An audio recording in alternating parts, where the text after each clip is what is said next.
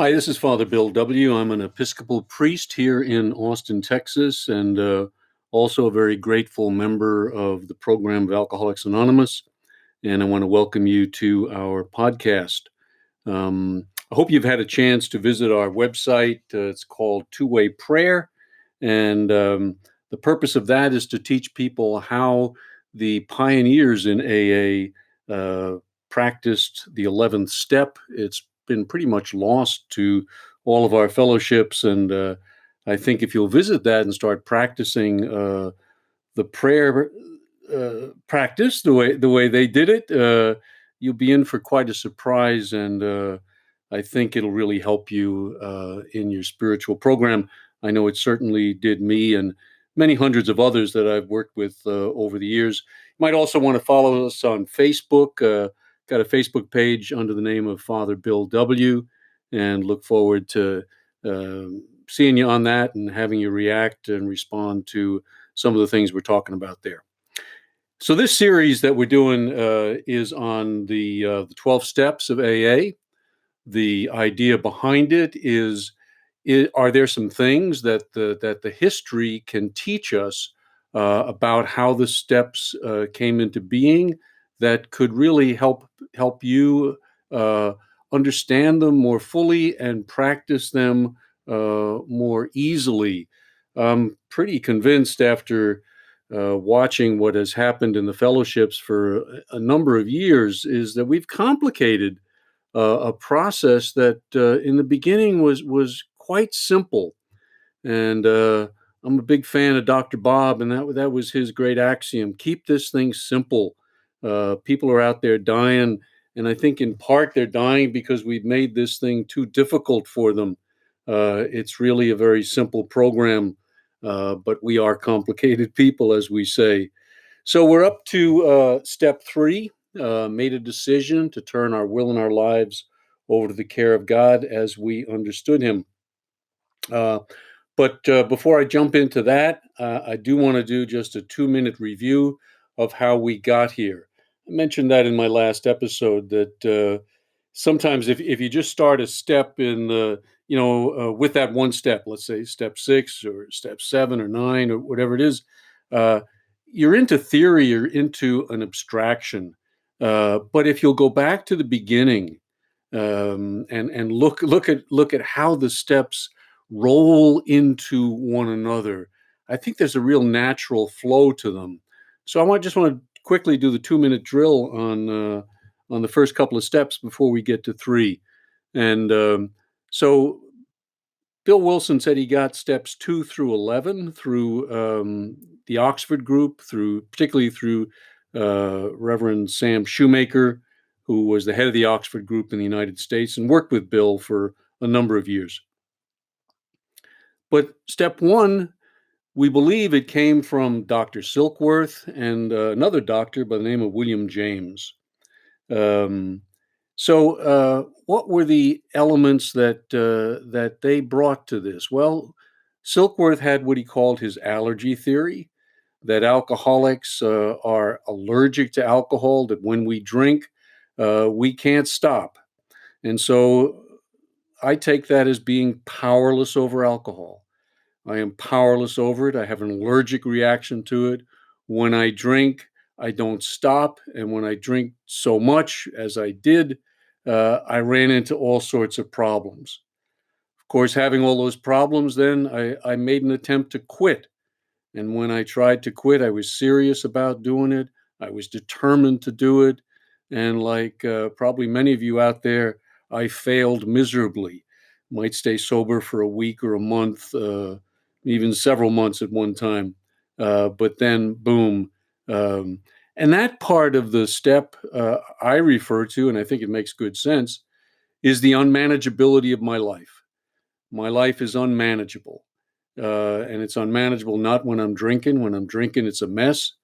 But when I'm not drinking, and I'm trying to do my very best to stay sober, I'm unable to do it. And that brings about a certain amount of hopelessness to the step. And that's really important. One of the pioneers said, when a new person comes into the program, and they're beat up, and they're just down and out, and they're desperate, we should sit at their feet and learn from them, because they're in touch with that kind of wisdom that tells us, I can't do this thing. And recovery is an ongoing battle with our egos that may be down, but they're not out. And so we have to keep them in check. Uh, I was taught that, yeah, I can get an understanding that I'm powerless over alcohol. I can get that 100%. To understand that my life is unmanageable, oh, you might hang on to that for an hour or 2 or 3 hours, but very, very quickly that ego creeps back in and starts taking control once more. So, to understand the real depth of unmanageability, I think that takes a lifetime, and it can be an adventure.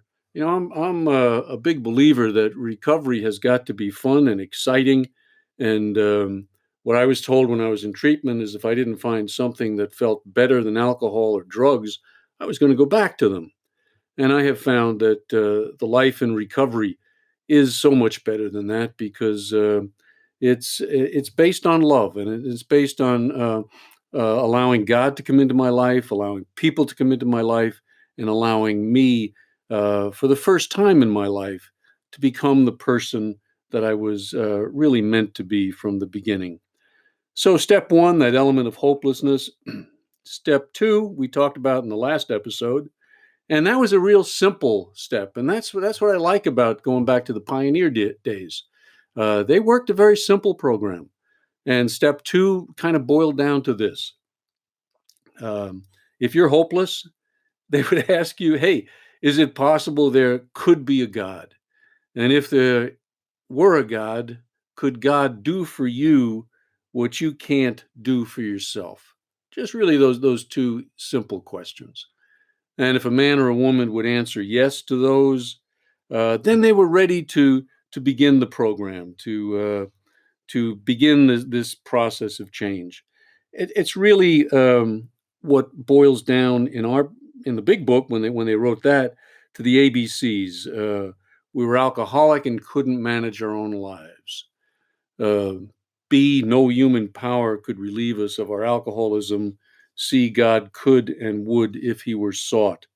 Um, the Oxford group people looked at this thing like an experiment. That they didn't even say God would. They just asked an individual, was it possible that God could? And then they began the process. So, step two, if you're spending more than maybe a minute on that step, you're wasting time. I know I wasted years, and it really didn't do me too much good. So, it's an experiment that I am willing to enter into. And that's really what brings us to step three. Now, I had worked step three prior to learning about the history in some depth. And I had worked it on a daily basis. I would get up in the morning. In the early days, I would hit my knees and ask God for a day of sobriety. That kind of waned after some time, but I was always asking for that day of sobriety, and sometimes saying the third step prayer. Uh, I got to tell you, it was becoming somewhat mechanical, though. And then at about 20 years sober, it kept me sober, and went to meetings, and that kept me sober. And I prayed, and I was a serious worker of the 12 steps. But then I met this fella, Earl Husband, in Oklahoma City, and he really set my program on its ear. He taught me in one evening. I spent about 3 hours with the man, and he taught me where the steps came from and how they were worked, and how different his understanding was from the understanding that I had gained over my 20 years in recovery. When we got to step three in that explanation process, he asked me if I had taken that with another person. I said, no, I take step 3 every day. He said, no, no, no, no, no. That's not how they did it. Step 3 for the Oxford group people and the early AA people was a one-time deal, not repeated every day over and over again, but just done once and done with some sincerity. Um, so he asked me, would I be willing to get on my knees with him? We were in his living room, and pray. And I was not used to praying with people. That's just not my style. Certainly wasn't back then. But I did it, and I said, "Well, should I say the third step prayer?" He said, "No, no, no. Don't say the third step prayer. Just come from your heart. Just ask God uh, for help, and really mean it." And so I did that, and he had his arm on his hand or whatever on my shoulder, and he said a prayer, and then I went after him, and boom, I started really feeling something. And my program had been getting dry up until that point, and it was really the beginning. That was 26 years ago, of a major turning point for me in trying to approach the steps in the manner in which the pioneers did them, and it really opened up a whole new level of recovery for me. So I want to share with you now some examples of how it was that people took this step, even before it was a step, but it was part of the process. The first one I want to read is a book, uh, excerpt from a book by Mitchell Kay. It's called How It Worked: The Story of Clarence H. Snyder and the Early Days of Alcoholics Anonymous. So Clarence Snyder was the alcoholic who brought AA to Cleveland. He started the first official Alcoholics Anonymous meeting in Cleveland. But in the beginning, he was going down to Akron, and he was working with Dr. Bob. Dr. Bob was his physician in the hospital, and it was in the hospital um, that he took what was to become his third step. So this description of it is it's enjoyable. I think you'll like it. So here's the story. Doc said, "Get out of that bed." Clarence was shocked. He asked, "For what?" Doc replied, "You're gonna pray." Clarence pleaded with him, for enough was enough. "I don't know anything about praying," Clarence said. "I don't suppose that you do, but you get down there and I will pray. You can repeat it after me, and that will do for this time." Doc then took Clarence by the hand and hauled him off of that nice warm nest, as Clarence put it, and down to the cold, hard concrete floor. Clarence in his shorty hospital nightshirt, tied together in the back by a couple of strings, Doc in a suit with a loud colored tie, argyle socks, and a diamond stick pin with a lion's head. What a sight to behold! Both men on their knees by the side of the hospital bed in an attitude of prayer. Doc uttered some sort of prayer, pausing every few words so that Clarence had the time to repeat them. Clarence didn't quite remember the words of the prayer exactly, but he did remember its being something like this: "Jesus, this is Clarence Snyder. He's a drunk. Clarence, this is Jesus. Ask him to come into your life. Ask him to remove your drinking problem, and pray that he manages your life because you are unable to manage it yourself." After they had concluded this simple prayer, they rose from the side of the bed. Doc shook Clarence's hand and said to him, "Young feller, you're gonna be all right." So there's step 3 in its essence. Simple, done in the presence of another person. That was one of the things that they asked, that it be done in the presence of somebody who had already previously surrendered. Here's another example. This is taken from Dr. Bob and the Old Timers. It's an AA publication, and it's on surrender and how that was done. The surrender here, I'm quoting, the surrender was more than important, it was a must. Bob E., who came into AA in February of 1937, and that's 2 years before the book was even written or the steps were done. So Bob E., who came into AA in February of 1937, recalled that after 5 or 6 days in the hospital, quote, when you had indicated that you were serious, they told you to get down on your knees by the bed and say a prayer to God, admitting you were powerless over alcohol and your life was unmanageable. Furthermore, you had to state that you believed in a higher power who could return you to sanity. There, you can see the beginnings of the 12 steps, he said. We called that the surrender. They demanded it. You couldn't go to a meeting until you did it. If by accident you didn't make it in the hospital, you had to make it in the upstairs bedroom of the Williams house. So T. Henry Williams, he had a house in Akron, Ohio, where their meetings were held, the Oxford Group meetings, and more alcoholics were coming into that meeting group, and were kind of taking it over until they finally parted from the Oxford Group and created what became Alcoholics Anonymous. So here's one more. This is a typical pioneer surrender at T. Henry's house. Excuse me. And quoting again from Dr. Bob and the Old Timers. After the meeting, T. Henry continued, we might take the new man upstairs, and a group of men would ask him to surrender his life to God and start to really live up to the 4 absolutes, and also to go out and help the other men who needed it. This was in the form of a prayer group.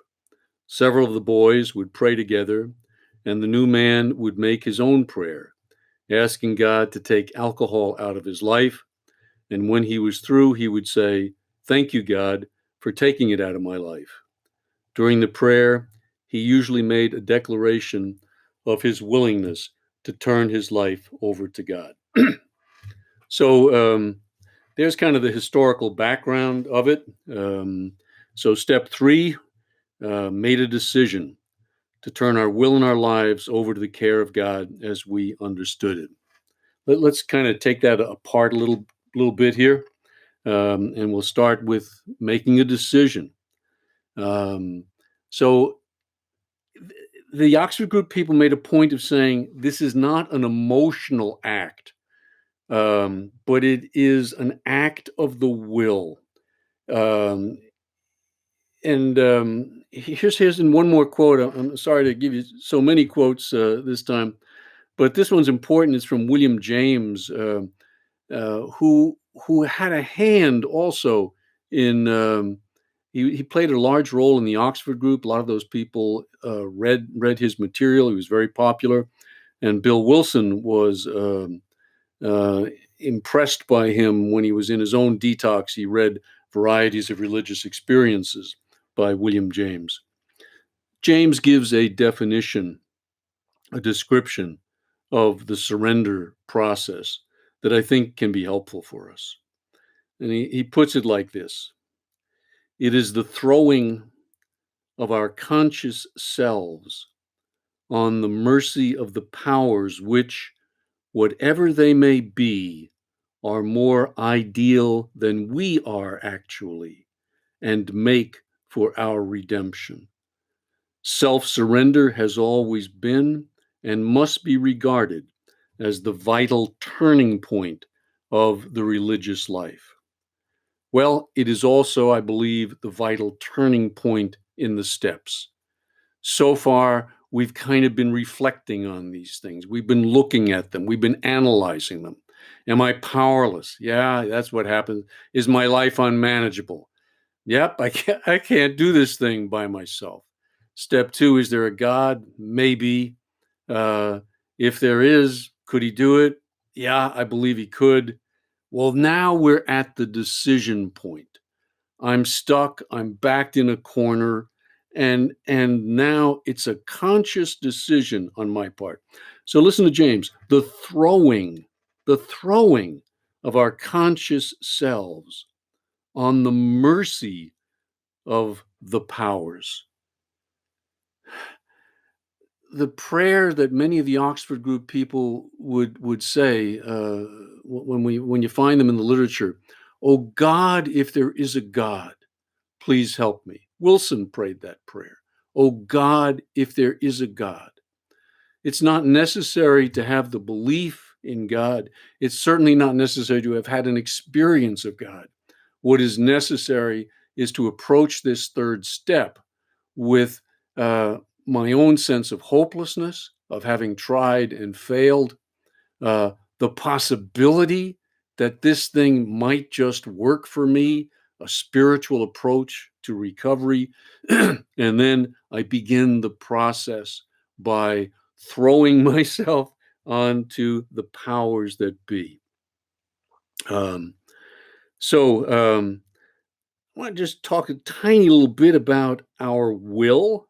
Um, Someone said to me once in early recovery that the purpose of the will is to be willing. It's not to force my will onto it. It is to have a state of willingness, of openness, uh, the humility to be teachable, to learn, uh, to not have all of the answers. God, that's the way I kind of went through my life up until recovery happened to me. Um, I was always on the defense, always on guard, having to be in control. Um, Control is still an issue for me, and I look to what is the state of my willingness.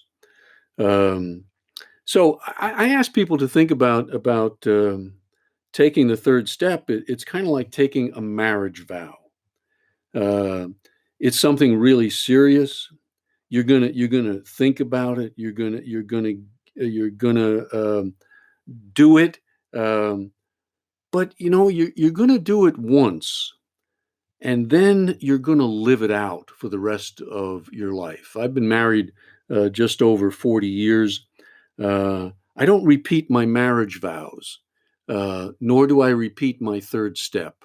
And so I think of those two in somewhat similar vein. Um, but I live out that marriage vow. I live it out in the ups and downs of a relationship. And I do the same with my relationship with God. I've entered into a journey with God. And that's why I think it's really helpful if I just do this step one time, not repeat it. I think the danger of repeating it every day is that we make the steps mechanical rather than a process. And it's important to get through the process. And in the early days, the sponsor would take the individual through that process quite rapidly so that they would get to really what became steps 10, 11, and 12, living a surrendered life, living a God guided life, and then going and doing what it is that God is asking me to do. That's what puts the energy back into the recovery. It's living in that relationship. It isn't so much the constant surrender, surrender, surrender. Surrender, it can be a problem. I think particularly for people who've experienced trauma and perhaps sexual trauma even more than some of the others. This thought of surrendering is difficult. Um, I sometimes suggest that people would think of it as alignment. Made a decision to align my life and my will with God, and that's different. That's allowing that energy, that source of love, to come into my life. My job is to be open to it. My job is to be willing to allow it to come. Um, and then over to the care of God as we understood him. But that one's taken a beating over the years. I know I made a terrible mistake in the beginning. I thought I had to understand God and and come up with my own concept of God. Not so. And this was one of the great gifts that I got from the pioneers. They would say, turn as much of yourself as you understand over to as much of God as you understand. And the underlying truth there is, I don't understand much about God, and I understand even less about myself, but I'm willing to turn that over. I'm willing to turn that over. Um, so the first three steps, give you a little taste of what's going to come in the next few episodes. The first three steps are connecting with God. I make a connection. The next six steps, 4, 5, 6, 7, 8, 9, are going to be about correcting what is wrong in my relationship, in my life. I've turned my will and my life over to his care. Now, what are the things in my life that need to be cleaned up? All right. So take the inventory, share that. 6 and 7 are actually about the four absolutes. 8 and 9, making the amends. And then the last three steps are about direction, living a directed life, a God guided life. Man, that's where the energy and the fun really comes into this program. And I think if we approach this thing mechanically, um, with constant surrender, surrender, surrender. There's a surrender in 11, sought through prayer and meditation to improve our conscious contact with God as we understood him, praying only for the knowledge of his will for us and the power to carry that out. See, that's in essence a repeat of the third step. That's a fulfillment of the third step on a daily basis. That's where our energy has got to go, and that's why I think the two-way prayer is such an important piece of our history. That if we'll study that and practice that, is going to make such a tremendous change in our programs. So, step 3, in a nutshell, what is it? In the presence of another person, I offer my life and my will to God. I ask him for the sanity that I need in order to stay sober. It's a simple thing. It's a one-time thing, I believe. And it's a powerful thing. I know when I was on the floor in Earl's home there in Oklahoma City on my knees, I felt something. I felt something stir inside of me that I hadn't felt in many, many years. And that's the God connection. You know, that's where it starts. It starts with a decision, and it's simple. It's really, really simple. So that's the spirit of Dr. Bob. Keep this thing simple. Don't louse it up with a lot of Freudian stuff. Uh, God knows alcoholics and addicts. We need a simple program, and I think that's what the pioneers gave to us. So I hope you'll dig into this stuff and put it to work in your life. I hope this podcast was helpful, and God bless, and keep coming back.